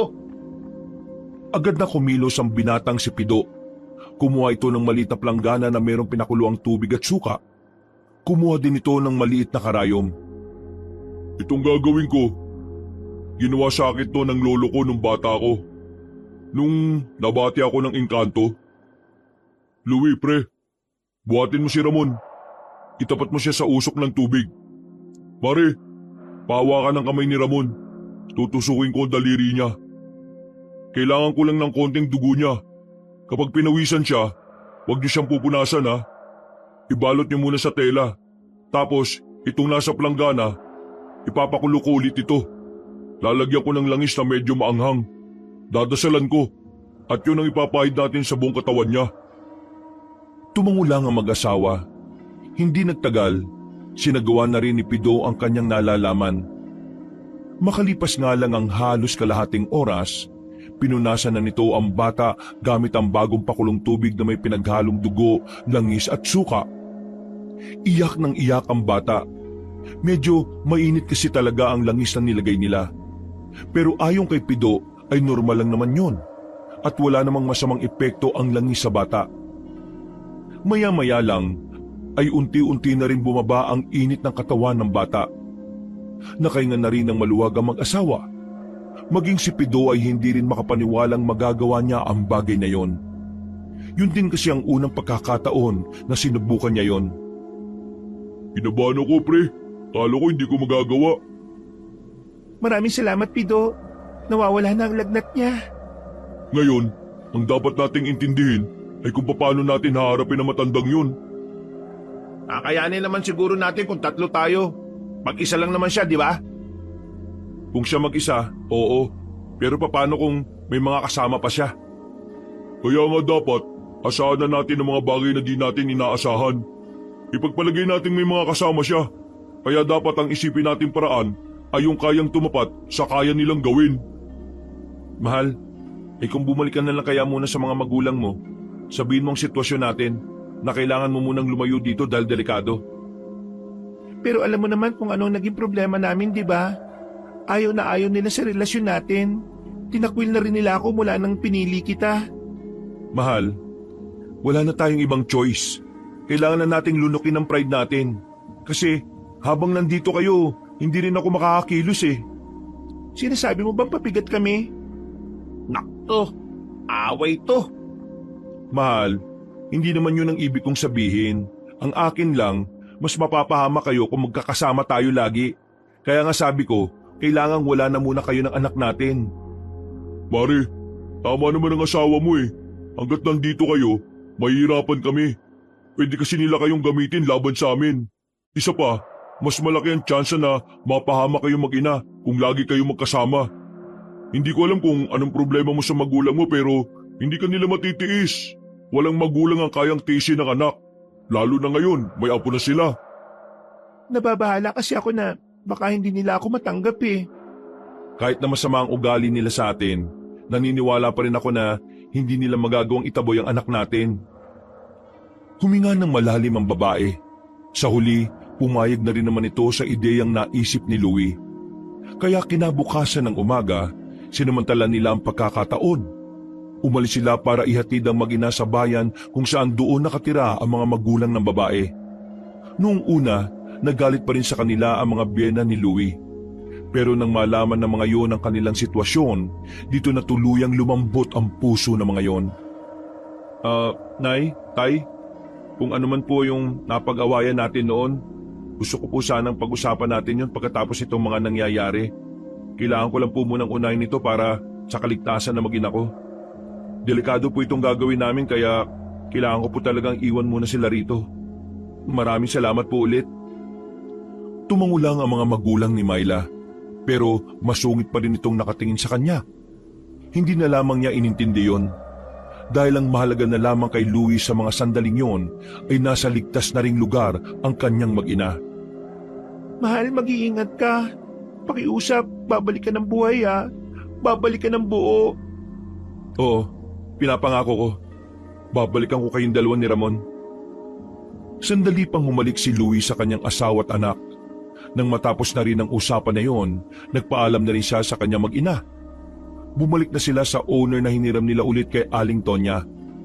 Inabutan nila si Kimpoy na binubuksan na ang harapan ng sasakyan. Oh, anong problema? May sira?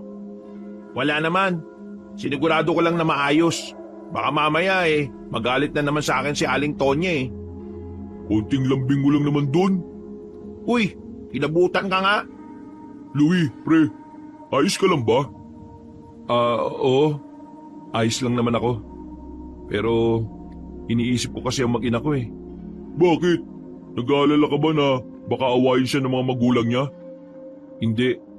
Siguro namimiss ko lang talaga sila kagad. Ayos lang yan pre. Makakabalik naman tayo eh. Malakas ang kutob ko na matatapos din naman ang lahat ng ito. Lintik naman kasing mga aswang yan eh. Ang tahimik na ng buhay namin, ginulo na naman nila uli. Kaya nga sila tinawag na salot eh. Kasi kaya nilang gulantangin lahat ng buhay ng tahimik. Oh, tayo na. Sakay na. Baka mamaya hinahanap na tayo ni Aling Tonya.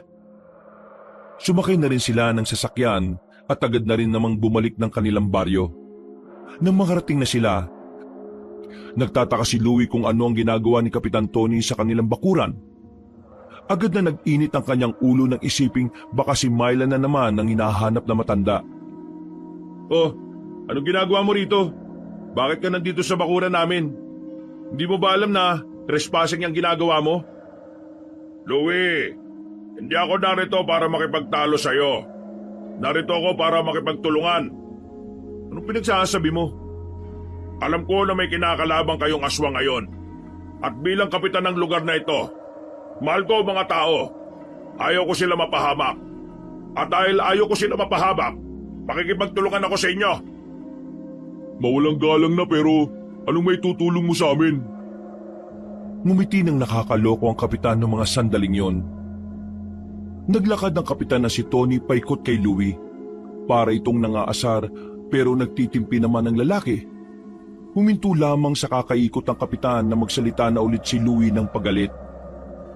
Wala akong panahon na makipaglokohan sa iyo, kapitan.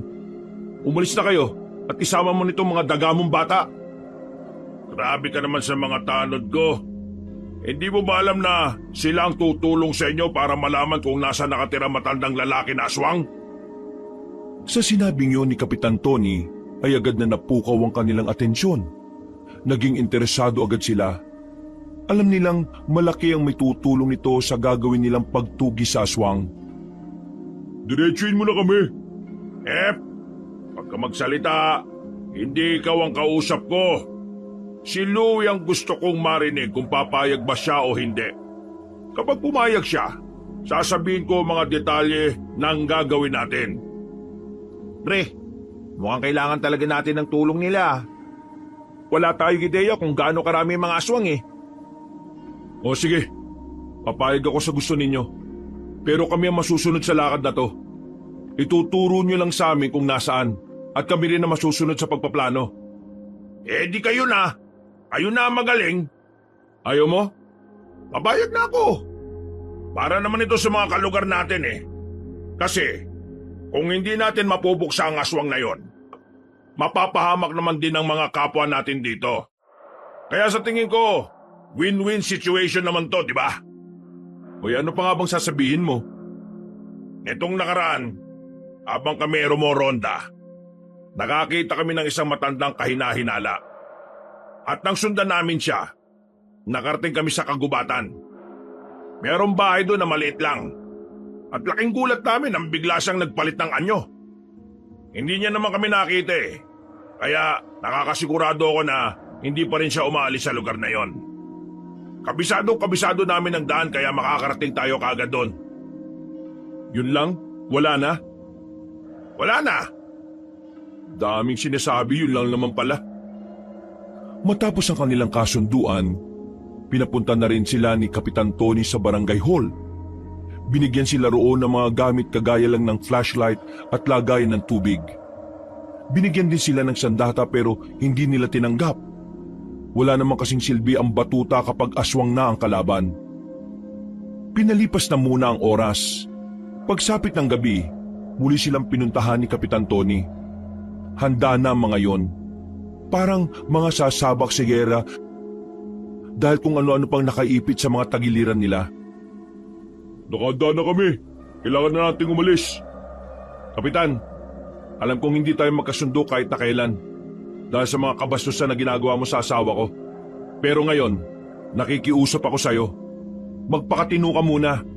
Huwag ka na munang gagawa ng kahit na anong bagay na makakabwisit sa akin, okay? Kung makapagsalita ka naman para naman ako masamang tao. Well, sige. Susubukan ko makasundo ka. Boys, tara na. Susugurin na natin ang matandang aswang na yon at ililigtas na natin ang mga residente ng baryong ito. Nagsimula na rin silang lumarga. Nasa likuran lamang sila Louie habang nakasunod sa mga yon. Ano kaya mangyayari sa mga to?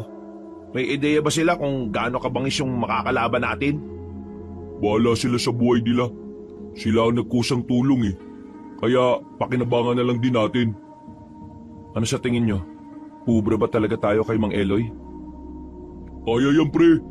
Kahit tayong tatlo nga lang eh. Kayang-kaya na natin eh. Pero syempre, hindi natin siya dapat maliitin. Kahit sa ang anggulo, mas marami pa rin karanasan sa atin ang aswang na yun. Pero huwag kayong mag-alala. Marami akong baon na panlaban sa kanya. Inakbayan na lamang ni Pido si Louie. Noong mga sandaling yon, itinoon na rin nila ang atensyon sa kanilang nilalakaran. Nakarating na rin sila sa kagubatan. Madilim pero dahil may mga dala silang flashlight na kung saan-saan nila tinututok, nakikita pa rin nila ang kanilang dinaraanan. Masukal. Sobrang liblib na ang parting yon. Sa ganung uri ng lugar, masasabi ni Louie na hindi tumambay ang mga aswang doon. Kaya kahit na marami sila, hindi maiiwasan ni Louie na mapatingin sa kung saan-saan. Mga kasama, malapit na tayo.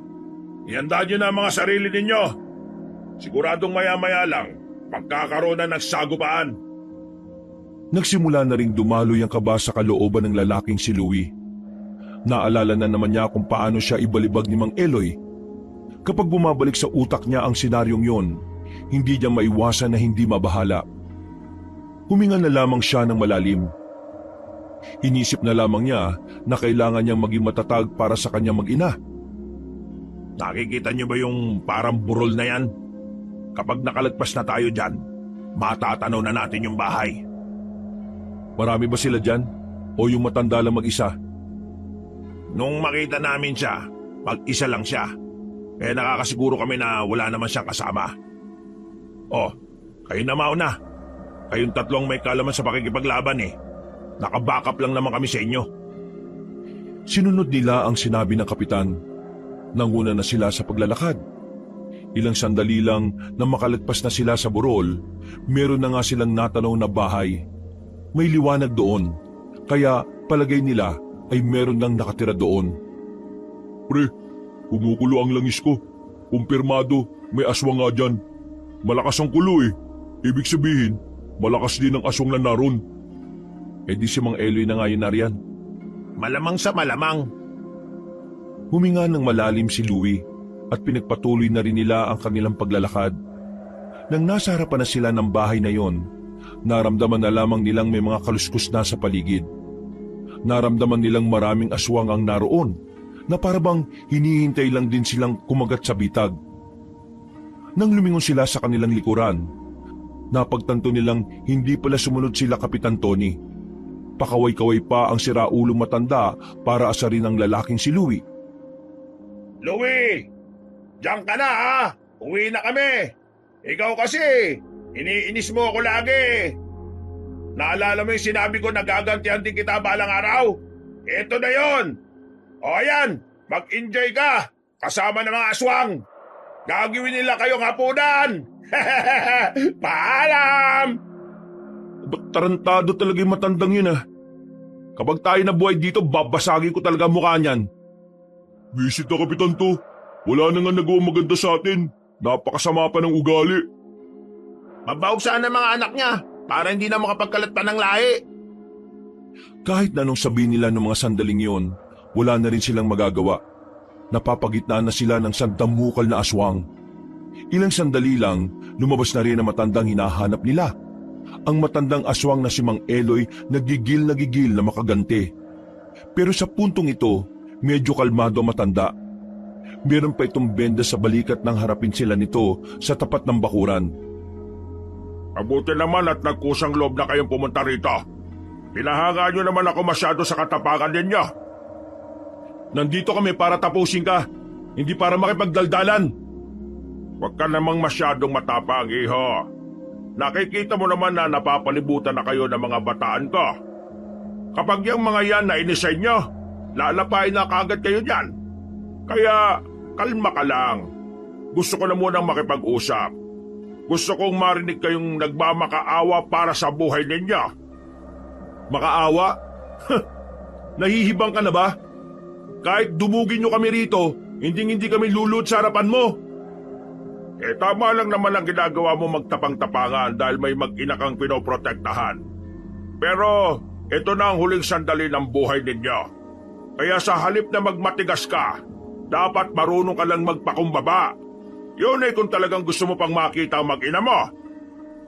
Teka nga pala. Bakit mo iniwan ang mag-ina mo? Hindi ka ba natatakot na baka puntahan sila ng mga bataan ko? Ha? Dami mong sinasabi. Palibasa, patay na ang asawa mo eh. Patay pa ang dalawa mong anak. Sa sinabing yun ni Louie, nakita nilang nagbago na ng reaksyon ng matandang aswang. Nang galaiti na ito sa kanila. Nagsarado ang kamao ng matandang lalaki. Wala na sila sa akin. Sila lang ang mundo ko eh. Pero sinira mo ang mundo ko. Mga bata, lusubin nyo na ang tatlong yan. At huwag na huwag kayong titigil hanggat hindi nyo napapatay. Pira-pirasuhin nyo ang katawan. Buto na lang ang ititira ninyo. Sabay-sabay na umangil ang mga aswang sa paligid. Nagdikit-dikit naman ang magkakaibigan. Kahit na wala pa silang gaanong karanasan, tapang na lang ang kanilang ginawang puhunan.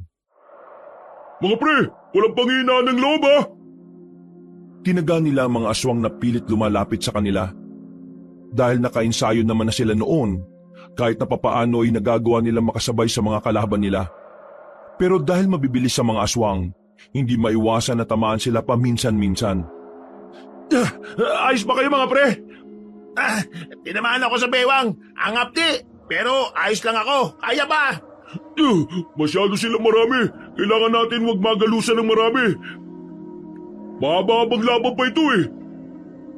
Sa huling paglusob ng mga aswang, tinamaan naman si Pido sa bandang hita. Iika-ika maglakad ng binata, pero pinilit pa rin itong makalaban. Hindi niyo matatagalan ng mga aswang. Dahil kahit makapas lang kayo ng marami-rami pa rin ang mga lalaban sa inyo. Lumipas pa ang 2 minuto, sugatan na rin silang 3. Aminado na sila na himala na lamang ang magliligtas sa kanila. Nang mas dumami pa ang mga aswang na nakapalibot sa kanila, parang unti-unti na silang nawala ng pag-asa. Hanggang sa... Uy! Mga pre! Ano yun oh? Dapa mga pre! Agad-agad silang dumapa nang marinig nila ang putukan ng mga baril. Nakita na lamang nilang bumulugta ang mga aswang dahil doon. Si Mang Eloy naman, nataranta na rin at nakita nilang tumakbo. Sino mga yan? Nagpulasan na ang mga aswang. Hinabol naman ng ibang rebelde ang mga nilalang na yun na kumalat pa sa kagubatan. Samantala, nilapitan sila ng isang rebelde na sa palagay nila yun ang pinuno. Pero nagulat sila nang bigla itong magsalita. Sino ang mga persons na ito? Mga pogi Taga-baryo kami. Narito kami para puksain sana yung mga aswang na yon. So, angry patoti pala kayo sa mga monster? Ha? Ang sabi, Kesh, enemy nyo rin pala mga bad guy with pangil na yon. Inchendes? Oo. Marami silang biniktimang mga buntis sa baryo namin eh. Isa na ron yung asawa ko. Kaya narito kami. Okay. Let's help each other na lang para bongga ang victory. Teka, sino ba kayo? Bakit mga nakabaril kayo? Nasa inyong harapan ang baklang Vayani na nagsasabi, di bali nang ako'y mategi, basta ang mga aswangit ay aking matsugi. Ha? Ano yon? Hindi na nagsalita pa ang Beking yon at tumakbo na rin para habulin pa ang ibang aswang. Napanganga na lamang ang tatlong magkakaibigan. Hindi naman sila tutol sa pagiging bakla. Wala silang problema sa kahit na anong kasarian. Nawiwindang lang sila dahil ngayon lamang sila nakakita ng pinunong rebelde na binabae. Karamihan kasi sa mga nakikita nila sa mga balita o mga palabas, barako o mga commander. Ganun pa man, malaki ang pasasalamat nila sa mga armadong grupo na yon. Kaya naman, nakakuha sila ng tamang pagkakataon para makaharap ang pinuno ng mga aswang. Tumungo sila sa kung saan man nagpunta si Mang Eloy. Hindi nagtagal, nakita nila ito sa kakahuyan. Saksi ang maliwanag na buwan sa kanilang paghaharap. Ngayon, patas na ang laban. Ikaw, laban sa aming tatlo. Anong patas? Kahit mag-isa lang ako, hindi pa rin kayo uubra sa akin. Papatay ko kayong lahat. Uubusin ko kayo at isusunod ko ang mga mahal nyo sa buhay. Lalo ka ng lalaki ka. Di simulan na natin to. Tumakbo ang tatlong lalaki para atakihin ng aswang na si Mang Eloy. Pero agad namang nakalundag palayo ang matandang aswang. Kung yan lang ang kaya nyong gawin, hindi nyo ako matatalo. Si Mang Eloy ang sumunod na lumusob sa kanila. Tumilapon agad ang lalaking si Pido ng sipay nito na matanda. Si Kimpoy naman, nahawakan ni Mang Eloy sa balikat at saka sinuntok na malakas sa sikmura. Si Louie na lamang ang natitirang nakatindig ng mga sandaling yon. Aminadong hindi niya inaasahan na ganun pala kabagsik ang matandang aswang. Ano? Natatakot ka na ba? Hindi pa ako seryoso nito, iho! Nagulat na lamang si Louie nang biglang makalapit na agad ang matandang aswang sa kanya. Dinakma nito ang kanyang muka at itinaas siya sa ere. Kahit nasuntukin niya si Mang Eloy, hindi naman tinatablan. Mabuti na lang ay nakabangon na si Pido. Dumukot ito sa tagiliran niya. Pagkatapos, tinapatan nito ng flashlight ang mukha na matanda. Nang masilaw ito, saka nito pinukol ang kutsilyo patungo kay Mang Eloy. Tinamaan ang matanda sa leeg. Sinamantala na rin ni Louie ang pagkakataon. Buong puwersa niyang hinugupit ng katana si Mang Eloy. Sa lakas ng pagkakahataw niya, agad na lumaylay ang braso na matanda na ginawa nitong pansalag. Agad na dumistansya ang lalaking si Louie nang makita niyang mas lalong nagalit ang matanda. Pero sa mga sandaling yon, tila mas lalo lang lumakas sa matandang aswang. Sakit nun! Sinikmuraan ako eh! Maganda kayo! Magpapalit na siya ng tunay niyang anyo! Nagsisimula pa lang tayo! Talagang sinusubukan niyo ang pasensya ko. Sige! Tanggapin niyo ang galit ko! Para ito sa asawa ko at dalawa kong anak na pinaslang ninyo! Unti-unti nang nagpalit ng anyo si Mang Eloy. Nakakatakot na ang itsura nito. Pero sa pagkakataon namang ito, wala na ring nararamdaman na kaba ang tatlo. Dahil isusugal na nila ang buhay nila para lang manalo sa laban na ito. Dumami na ang buhok sa katawan ni Mang Eloy at naglabasan na rin ang mga ugat sa kanyang buong katawan. Mabilis itong umatake sa kanila. Tatagayin pa lang sana nila yon, pero nadakma na nito si Pido at Kimpoy. Makilang ulit silang pinagbababalibag. Mabuti na lang at halaman lang ang binagsakan nila. Kimpoy! Pido! Ano sinesitaw-sigaw mo? Ikaw na ang susunod! Kinalmot siya ni Mang Eloy. Pinansalag niya ang kanyang braso kaya yun ang nasugatan sa kanya.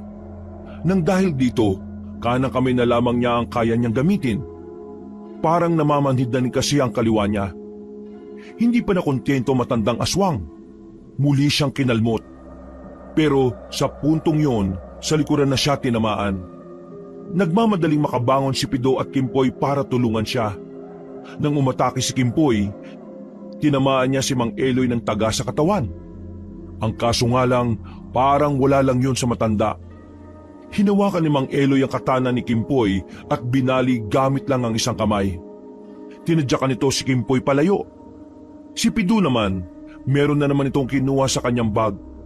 Isang garapon na may laman na itim na powder. Walang sinayang na pagkakataon ng lalaking si Pido. Binuksan nito ang garapon at isinaboy sa matandang aswang. Bumahing ng bumahing si Mang Eloy dahil doon. Maging si Louie rin ay napabahing. Pambira, ano ba yan? Aminta pre, mabisang pang tulig sa aswang. Dahil sa paulit-ulit na pagbahing ng aswang na yon, nawalan na ito ng kontrol sa sarili. Sinubukan nitong umatake ulit kay Louie, pero hindi pa man ito nakakalapit, bumahing na naman ito ulit. Nakita nilang parang nawawala na sa wisyo si Mang Eloy, kaya naman sinamantala na nila ang pagkakataon. Itinarak na ni Pido ang punyal sa hita na matanda.